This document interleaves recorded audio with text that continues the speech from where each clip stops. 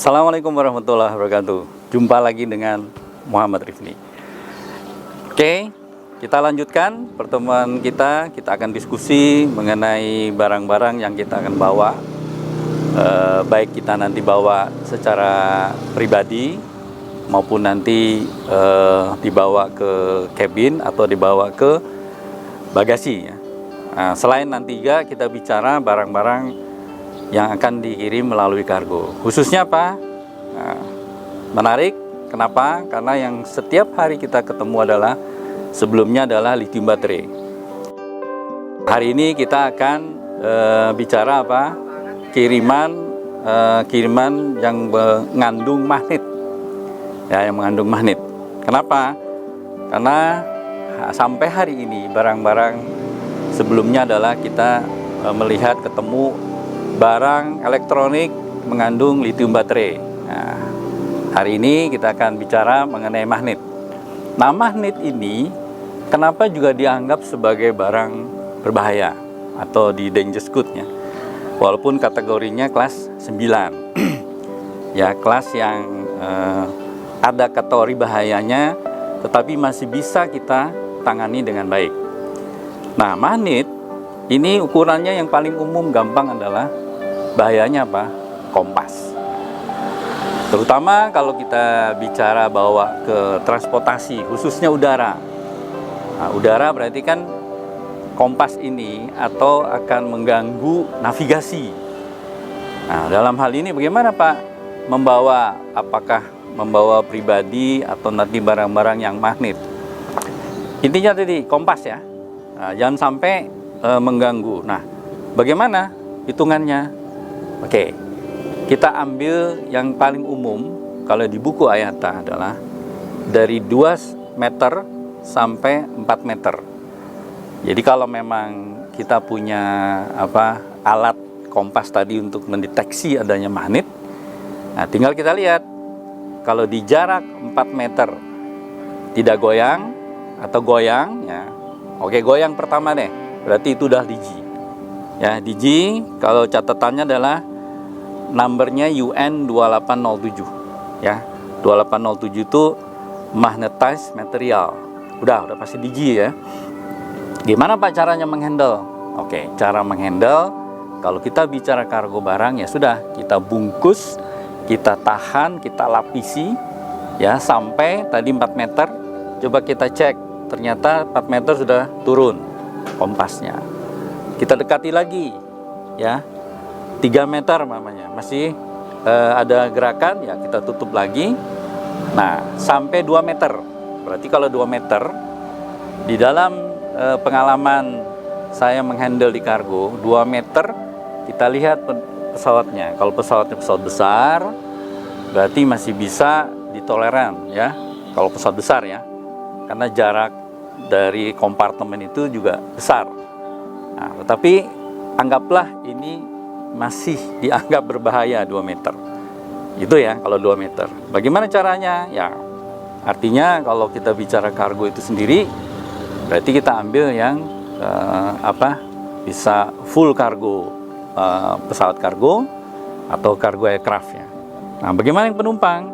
Ya sudah, kalau sampai 2 meter sudah masih kompasnya bergerak, nah ini baru kita anggap tidak layak diangkut.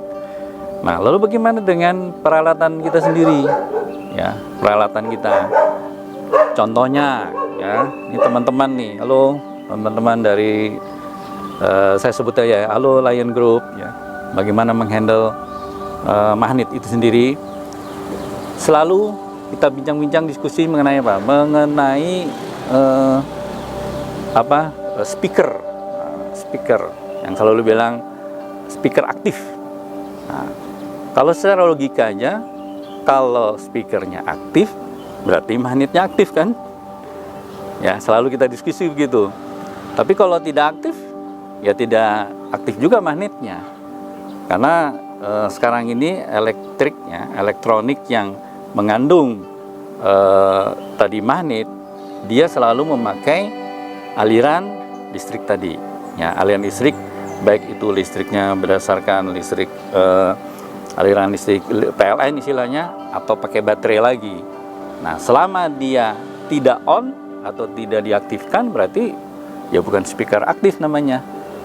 Nah, terus caranya gimana Pak? Saya nggak punya kompas nih. Kalau nggak punya kompas bagaimana? Oke, yang paling manual lah. Mungkin kita ambil cari peniti atau cari jarum, ya. Kalau kita dekatkan dia nempel, nah itu ada magnet. Coba kita tarik 2 meter lagi. Kalau di 2 meter tidak nempel, ya artinya apa? Aman. Ya, aman artinya untuk penerbangan penumpang, ya. Pesawat penumpang yang ada kargonya berarti aman. Ini bicara speaker aktif, ya. Jadi sekali lagi, kalau kita bicara magnet yang sudah dibuat dari pabrik, nah tinggal kita lihat speknya lagi, kan. Tadi bicara kiriman barang yang benar-benar magnet UN 2807 tadi, kita sudah dapatkan cara menghandlenya dengan kita minta atau cek dengan data kompas, ya kan, dari 4 meter menuju ke 2 meter. Kalau ini bergerak terus berarti dangerous good full, tidak bisa masuk kecuali cargo aircraft. Nah, kalau passenger kita lihat dulu. Kalau pesawatnya wide body yang besar, ya kita taruh istilahnya di ada kompartemen 4, ya. 1, 2, 3, 4. Nah, bagi rekan-rekan yang biasa handle pesawat 1, 2, 3, 4.